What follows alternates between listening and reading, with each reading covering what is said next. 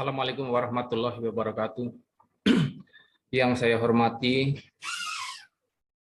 dosen pengampu mata kuliah Pak Dr. Samsul Hadi, MPD MED, beserta Dr. R. Mahmud Sugandi MT, beserta rekan-rekan yang berbahagia pada hari ini. Mohon izin saya sampaikan judul presentasi ini, yaitu hakikat, model, dan arah inovasi pendidikan vokasi.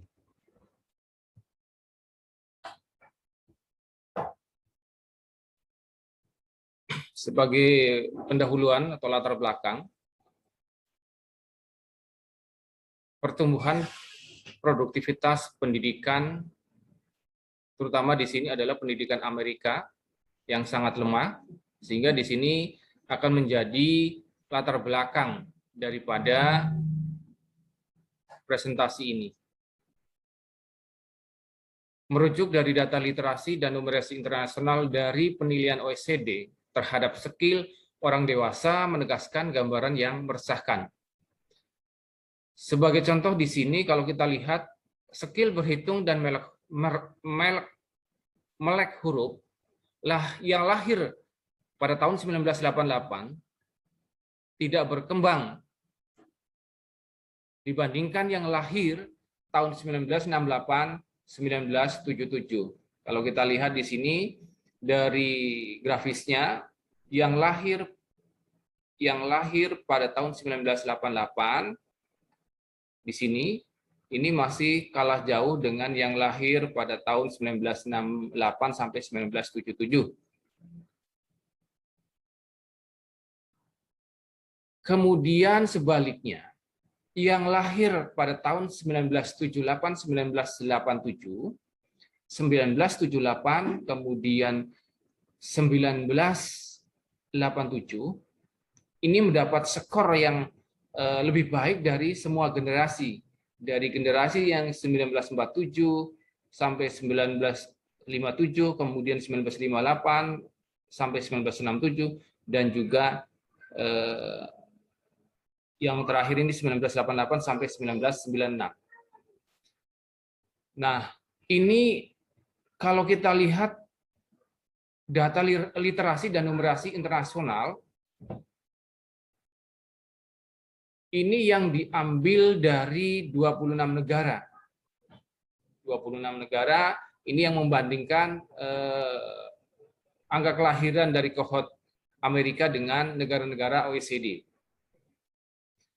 Nah, sebenarnya dari keuntungan ini, ya, ini ada beberapa negara yang mendapat keuntungan dari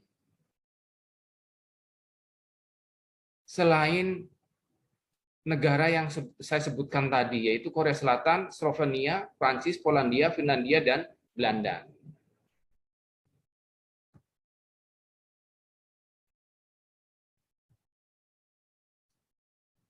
Adapun sebagai topik pembahasan, yaitu pengembangan inovasi, inovasi dalam pendidikan, model dalam inovasi, implementasi model inovasi dalam pendidikan kejuruan di berbagai negara, pasar dan inovasi pada industri pendidikan, dan juga inovasi yang berbasis dalam pendidikan.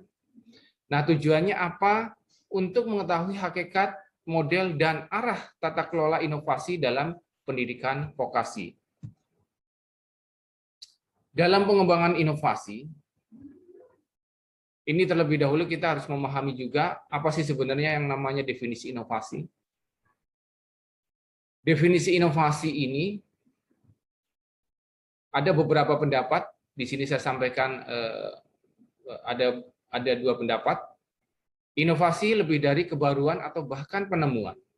Ini yang melibatkan perubahan yang menghasilkan perbaikan produk, proses, metode, sistem, dan hubungan kerja. Kemudian produk atau proses baru atau yang ditingkatkan dibagi lagi menjadi 3 konsep, yaitu inovasi bisnis, kemudian inovasi sosial, dan juga pelayanan publik. Ini yang dari UNOVAC ya, UNOVAC UNESCO ya. Nah, Selain itu, kita juga perlu memahami kerangka kerja inovasi, pendidikan vokasi sebagai arah atau katakanlah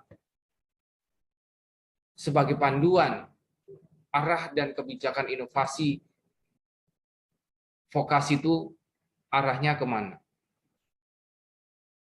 Nah, kalau kita lihat di sini, ada organisasi praktis, kemudian ekosistem, produk maupun jasa, pengajaran, dan proses pembelajaran. Ini seperti yang kita lihat di sini di dalam satu gambaran, ya, Innovative Practice Framework, ya. Ini ada organisasi praktis, ya, termasuk misalnya ada planning, financing, kemudian human resources management, ada ekosistem, ya, yang termasuk ada advokasi dan external monitoring dan seterusnya. Kemudian ada produk dan jasa, produk maupun jasa, ada development and provision of non-traditional untuk teknologi, vocational education and training, dan juga service product development. Jadi ada pengembangan produk dan jasa. Nah, selain itu ada teaching and learning process, yaitu di sini adalah pengajaran dan proses pembelajaran, seperti misalnya pengembangan dan implementasi pengajaran dan juga pendekatan pembelajaran. Kemudian selain itu kita juga memahami inovasi dalam pendidikan vokasi, di mana di sini saya sampaikan tentang implementasi pendidikan vokasi yang ada di Amerika. Nah, kalau kita lihat di sini ada sebuah dilema pendidikan di US atau Amerika Serikat. Dari literatur yang saya baca dari Serdyukov, ya, ini adanya suatu kontradiksi, paradok, dan juga implementasi. Ya. Nah, dari kontradiksi, kenapa bisa terjadi suatu kontradiksi? Kalau kita lihat di sini adalah innovation leader in the world. Jadi inovasi Amerika ini merupakan pemimpin inovasi di dunia. Nah, inilah yang dikatakan menjadi kontradiksi. Negara yang begitu besar, orang memandang Amerika ini negara besar, tetapi ternyata dalam pendidikannya itu mengalami suatu kontradiksi karena adanya suatu di sini sebenarnya adalah Amerika ini sebenarnya memimpin inovasi di dunia. Kemudian juga dikatakan suatu paradoks, karena apa di sini, di Amerika ini sebenarnya kalau boleh dikatakan ini gudangnya para ahli, gudangnya ilmuwan, ya. Yang kita lihat di sini sebenarnya adalah, kalau kita lihat fotonya adalah foto seorang John Dewey, di mana John Dewey ini adalah juga seorang ahli di bidang pendidikan vokasi. Nah, menimbang dari kontradiksi dan paradoks ini, implementasinya di lapangan, mereka sendiri mengalami suatu kesulitan. Nah, sehingga di sini menyebabkan kegagalan suatu pendidikan yang ada di Amerika. Ini semuanya adalah sumber pertanyaan bagi kita semua, terutama misalnya dari negara-negara yang sedang berkembang, melihat dilema pendidikan di Amerika. Kemudian, selain itu, kita juga perlu memahami inovasi pendidikan melalui beberapa pengertian. Sebenarnya di sini kita lihat di sini pengertian inovasi.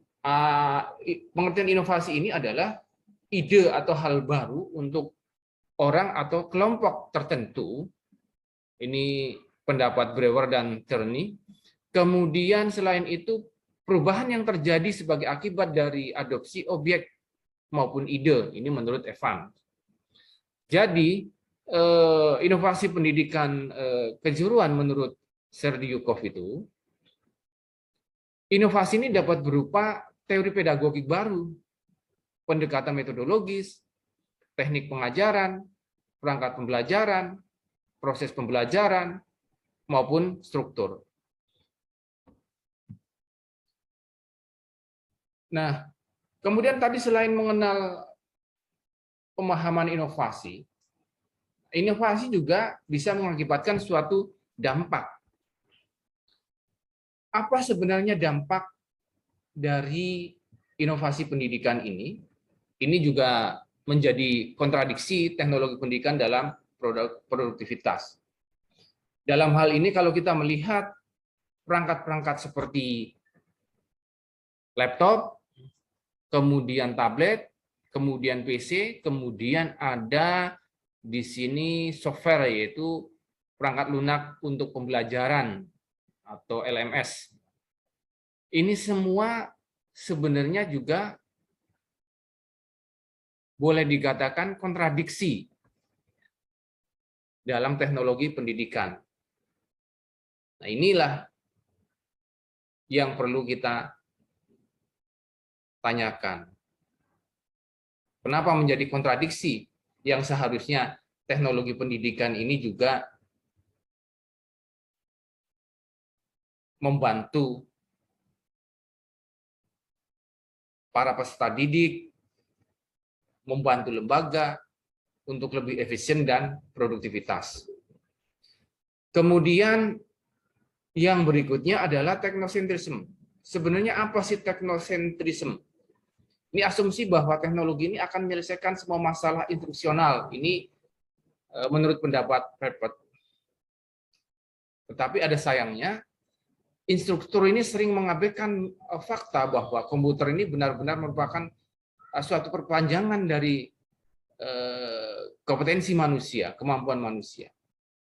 Nah, kita sebagai pendidik ini seharusnya menyadari bahwasanya inovasi teknologi ini memiliki satu dampak yang menguntungkan pada pembelajaran.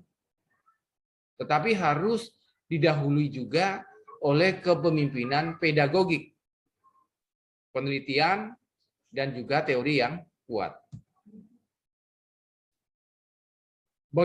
Bagaimanapun juga, inovasi juga ada kelemahan atau hambatan. Nah, hambatan-hambatan ini seperti apa sih yang perlu kita samakan persepsinya? Kalau kita lihat di sini, hambatan-hambatan ini ada super sistem sosial. Nah, super sistem sosial itu menyangkut masalah berbagai permasalahan manusia sebagai makhluk sosial. Kemudian yang kedua, adanya keterlambatan dalam merespon atau katakanlah di sini menyerap suatu kemajuan. Dan juga yang ketiga adalah konflik yang tajam antara kesejahteraan masyarakat dan kepentingan politik serta bisnis. Ini yang juga tidak kalah kroditnya, ya, kroditnya atau katakanlah kompleks. Dalam bahasanya ini sangat sulit dipecahkan masalahnya. Nah, kemudian yang keempat, sebuah inovasi ini menjadi hidup tidak ada artinya tanpa implementasi. Artinya inovasi seperti apapun juga, kalau tidak diterapkan, ini juga tidak akan hidup.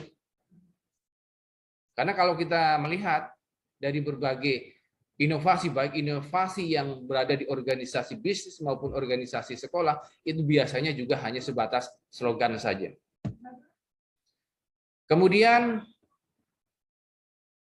lanjut kita kepada model dan inovasi.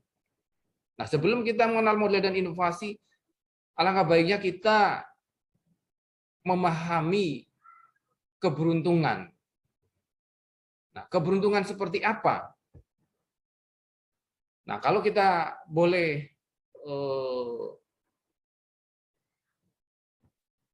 bacakan penemuan atau invensi ini peran kebetulan atau keberuntungan atau lucky draw sebenarnya. Ini yang menjadi bahan pemikiran banyak orang gitu.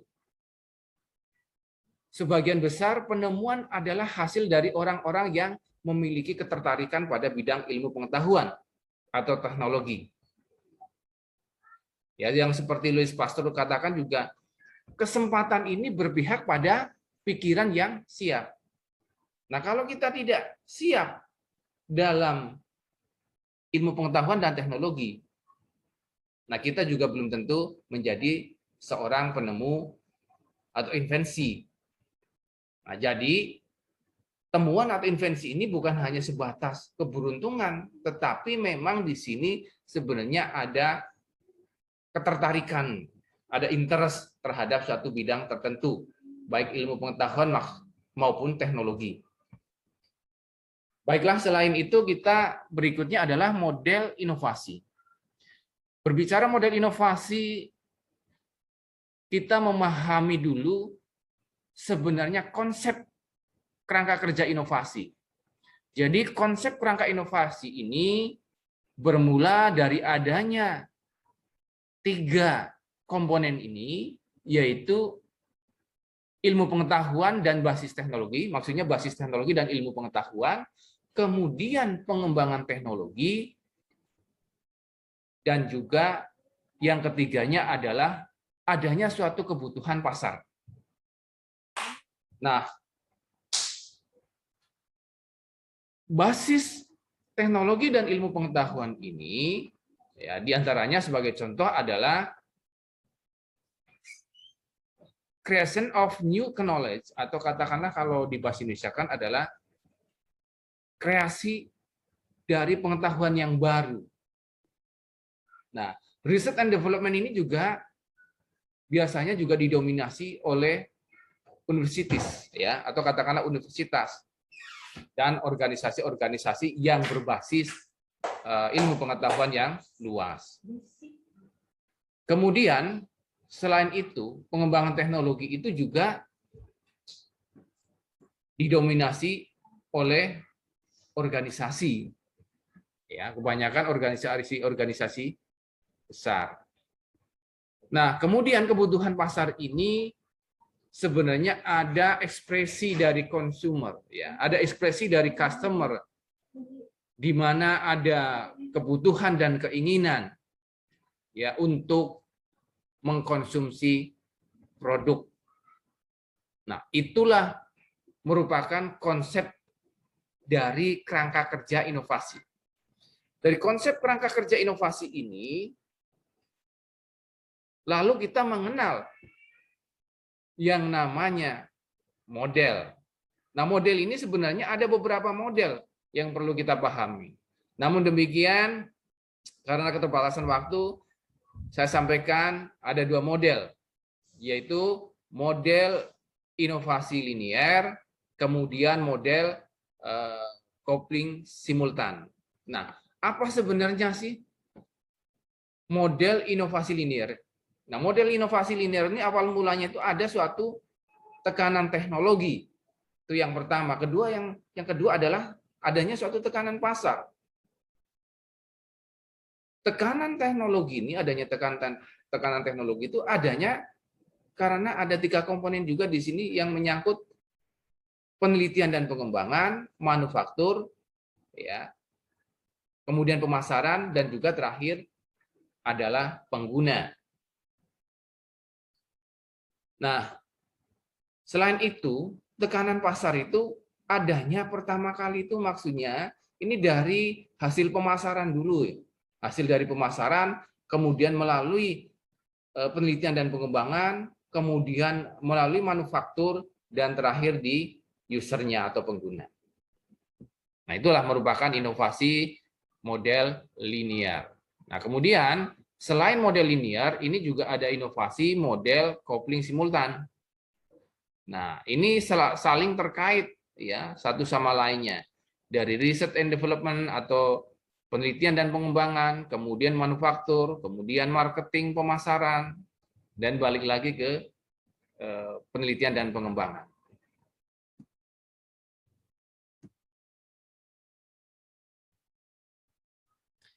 Nah, berikutnya saya sampaikan tentang implementasi model inovasi di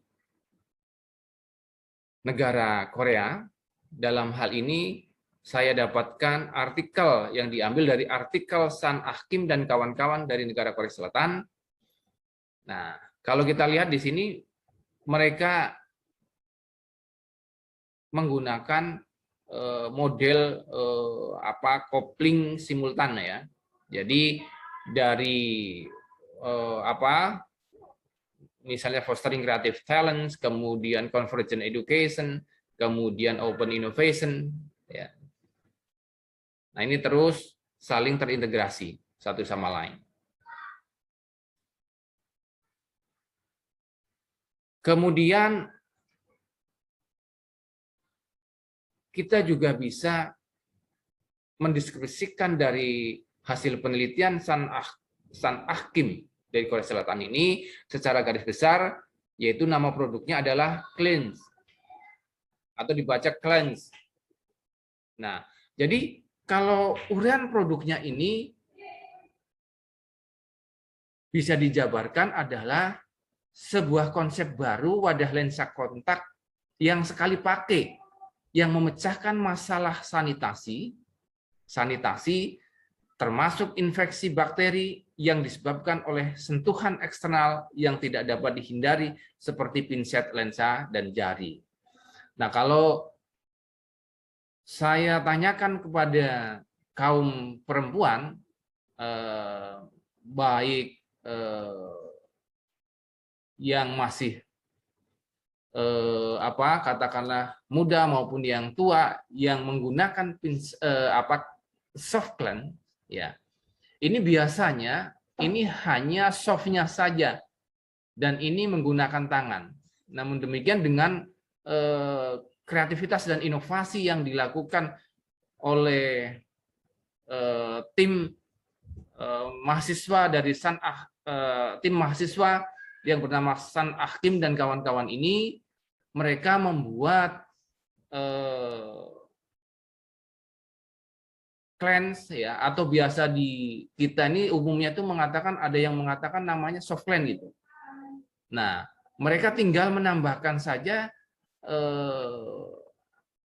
tempatnya ya, tempat daripada soft cleanse ini.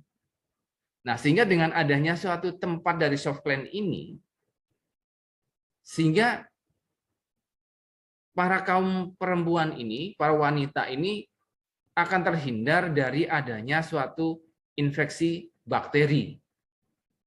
Nah, itu sebenarnya tujuannya. Nah, proyek ini dikerjakan pada tahun 2014 sampai 2015. Nah, outcome-nya tuh apa dari hasil penelitian yang dilakukan oleh Sun Ah Kim dan kawan-kawan ini?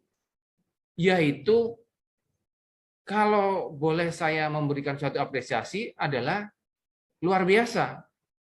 Karena di sini mendapatkan suatu hadiah atau penghargaan K Desain, kemudian penghargaan pemenang Red Dot, kemudian juga adanya suatu dukungan komersialisasi atau support commercialization kekayaan intelektual kreatif pada tahun 2014.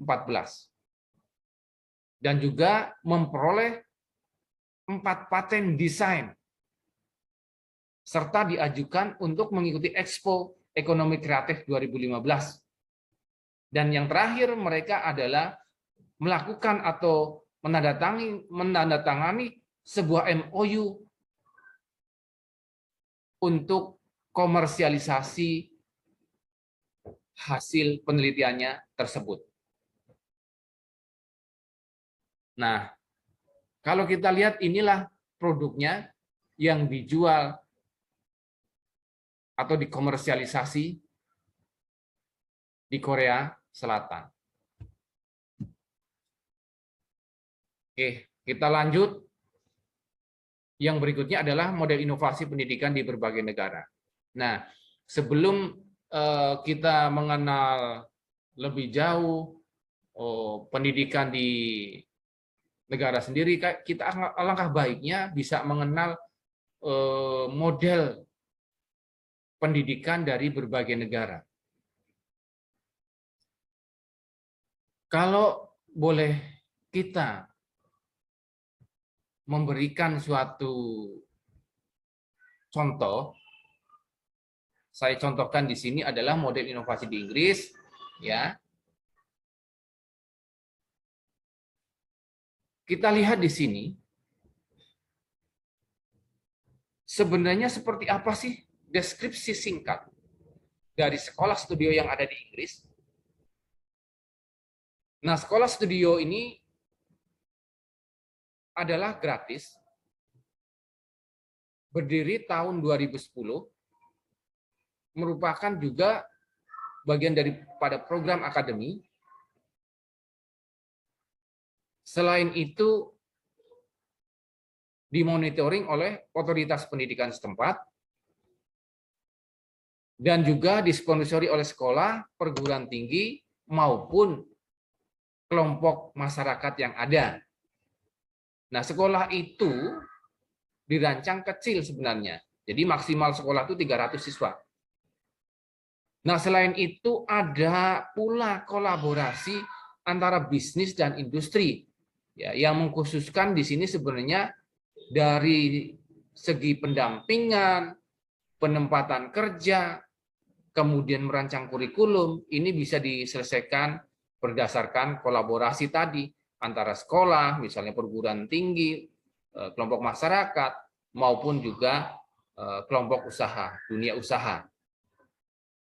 Nah, selain itu,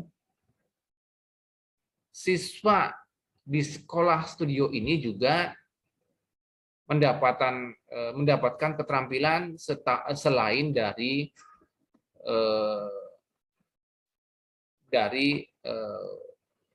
pengetahuan yang telah ditentukan oleh kurikulum secara nasional. Nah, di sini juga menggunakan kurikulum atau kerangka kerja CRED. Adapun siswa yang masuk sekolah studio ini berumur antara 14 sampai 19 tahun. Nah, kadang kita juga bingung kenapa kok dikatakan studio school atau sekolah studio. Nah, ini sebenarnya mengambil konsep dari studio Renaissance yang ada di Eropa pada tahun 1400 sampai 1700-an. Nah, untuk pengajarnya pun di sekolah studio diajarkan oleh seorang master ya, master yang berpengalaman di tempat yang sama, yang mana master tersebut juga menciptakan dan juga memproduksi karya-karyanya. Selain itu, sekolah studio juga, sekolah studio modern, ini memberikan siswa suatu keahlian atau kompetensi ya, yang dibutuhkan oleh seorang pengusaha dan bisnis di mana sekolah studio berada. Dan di situ juga, sekolah studio juga merupakan simulasi dari tempat kerja aslinya. Nah, sekolah tersebut tiap tahun dibuka, kemudian belajarnya pun sekolah studio dari pukul 9 sampai 5 sore. Nah, itu diawasi oleh yang namanya studio school trust. Itu sama sekiranya ada suatu controlling dari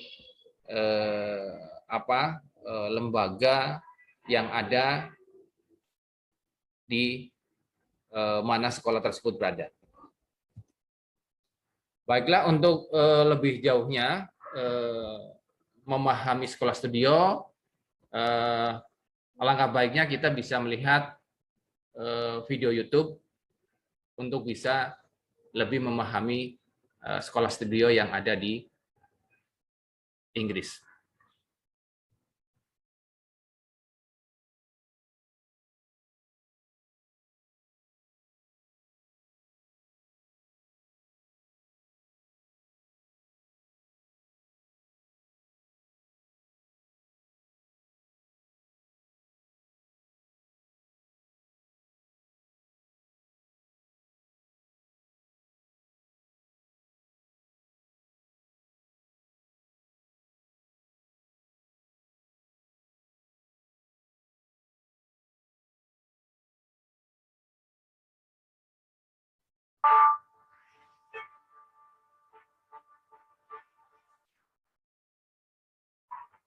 Nestled in beautiful countryside, the English town of Huddersfield has been touched by a phenomenon lately, and it's becoming a real challenge for the educational system.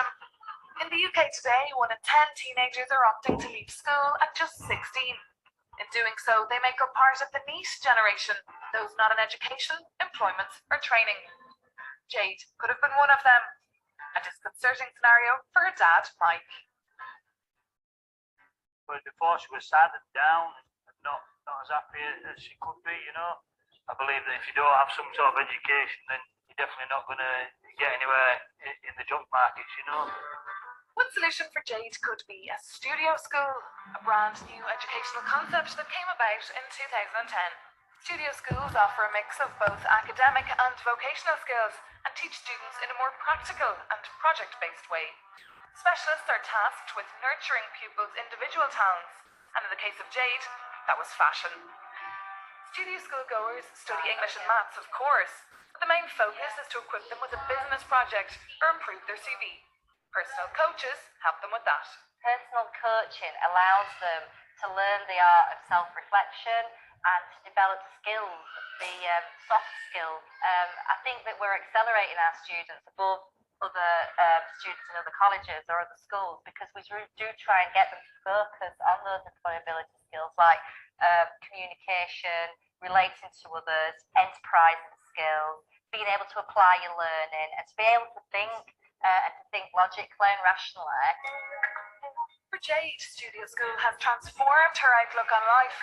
After just a few months, she's already more confident about her future.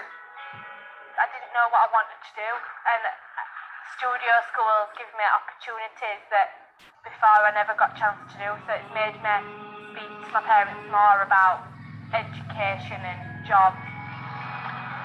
One reason for studio school's success could be the involvement of local entrepreneurs. Stephen Lothar is one of them. He owns a fashion factory in Huddersfield and provides regular interning opportunities for young people.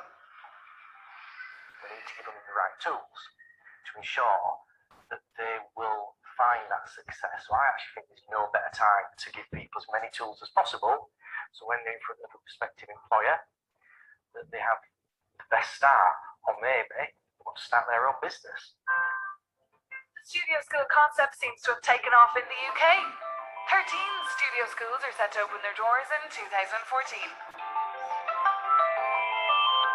We would like to see all schools measured in terms of what happens 2 years after somebody's left school. Are they working? Are they in higher education? If they're working, how much are they earning? In 5 years' time, what's their health like? We want students to leave with skills, with qualifications, with experience, which is really quite different from the conventional system. In 2013, Studio Schools was a Wise Award finalist.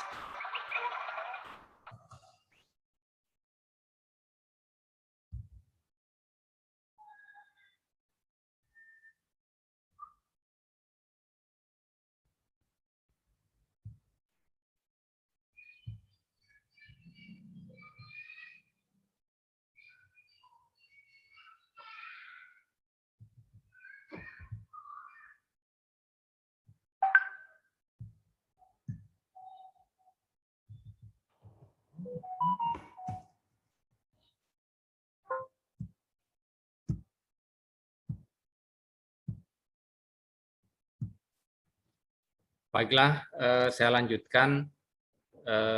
Kalau tadi sudah melihat video YouTube yang kita bisa pahami bersama, bisa ambil hikmahnya dari negara lain. Semoga video tersebut bisa menjadi manfaat bagi kita semuanya. Amin. Nah, berikutnya saya sampaikan tentang pasar dan inovasi dalam industri pendidikan. Nah, kalau kita berbicara masalah pasar dan inovasi dalam industri pendidikan, kita bisa melihat di sini Global 50, the World Ranking of the Publishing Industry 2019. Jadi kalau kita bisa melihat ranking penerbit ya industri industri penerbitan ya. Jadi ranking industri penerbitan di dunia. Ini kalau kita bisa memahami ya, orang-orang pendidikan ini, ya, kita semua bisa memahami ya, perusahaan-perusahaan yang sudah kita lihat famous ya di dalam satu penelitian. Nah, kita lihat di sini ada grup Elsevier, kemudian Pearson, Thomson Reuters, ya. Kemudian sampai kita lihat juga ada Wiley dan seterusnya sampai ke bawah sampai ada 50 ini. Sebenarnya ada 50 industri penerbit di dunia.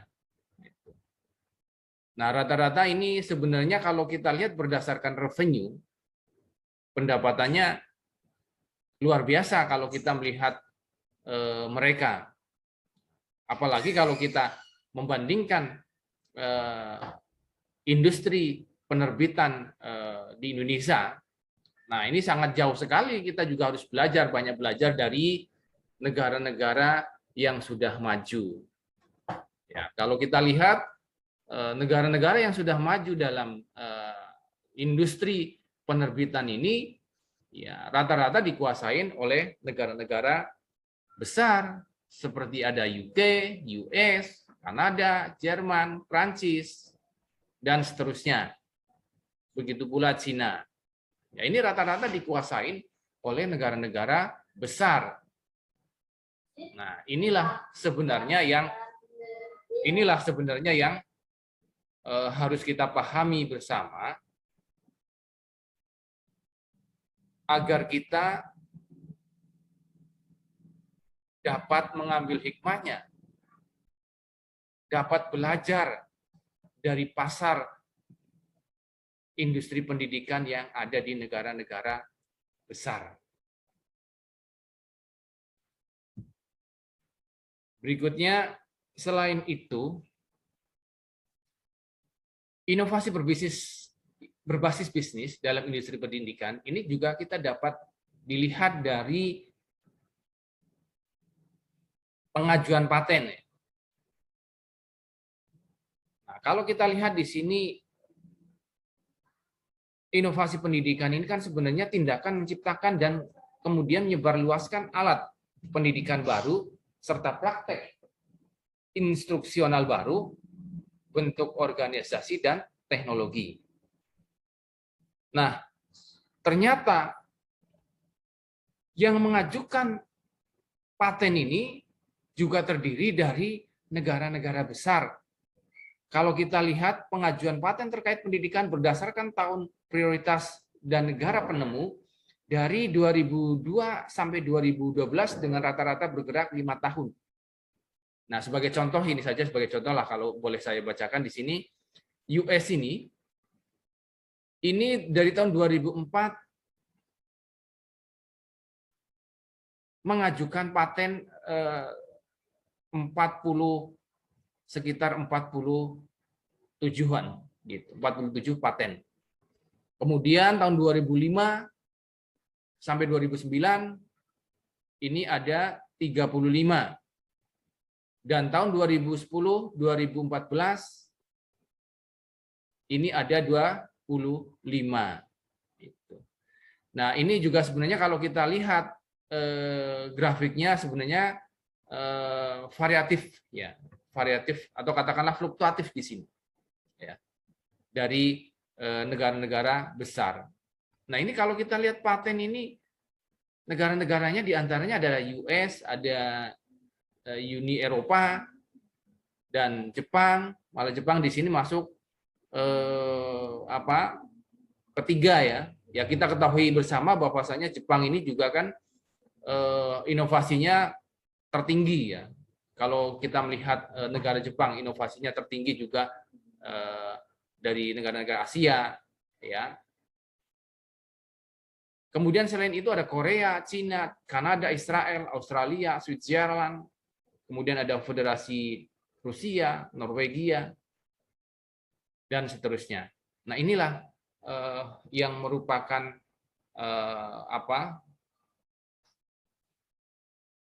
inovasi berbasis bisnis dalam industri pendidikan bisa dilihat dari pengajuan paten dari berbagai negara.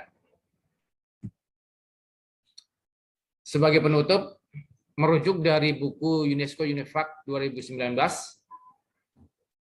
definisi pertama dari hakikat inovasi ini, ya,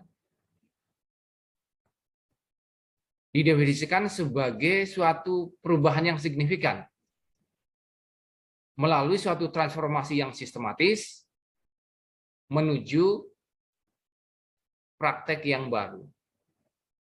Nah, jadi tidak hanya dari sudut pandang teoritis saja, tetapi juga dari sudut pandang performatif. Artinya bukan hanya saja secara teoritis maupun juga sebatas juga hanya praktek-praktek yang baru, tetapi juga kinerjanya atau performanya ini harus ditingkatkan. Kedua, inovasi dalam teknologi vocational education and training ini juga harus bermanfaat bagi aktor eksternal. Nah, aktor eksternal inilah yang tugasnya sungguh berat, ya. Dalam hal ini harus bisa problem solving, atau artinya memecahkan masalah-masalah sosial dan ekonomi lokal. Nah, ini tidak segampang apa yang kita bayangkan. Kemudian serta sistem, kemudian jaringan daripada sekolah-sekolah vokasi. Nah, misalnya di sini juga kita bisa menerapkan metode belajar mengajar yang baru. Nah, lalu bagaimana arah kebijakan yang menyangkut dengan teknologi, vokasi, pendidikan, dan pelatihan? Nah, ini menyangkut 4 kerangka kerja tadi yang dirujuk dari UNESCO UNIVAC, yaitu melakukan suatu praktek organisasi, ekosistem, proses belajar mengajar, serta produk dan layanan. Demikian yang bisa saya sampaikan. Dengan segala hormat, apabila ada kekurangan, mohon maaf sebesar-besarnya. Terima kasih. Wabillahi taufiq wal hidayah. Wassalamualaikum warahmatullahi wabarakatuh.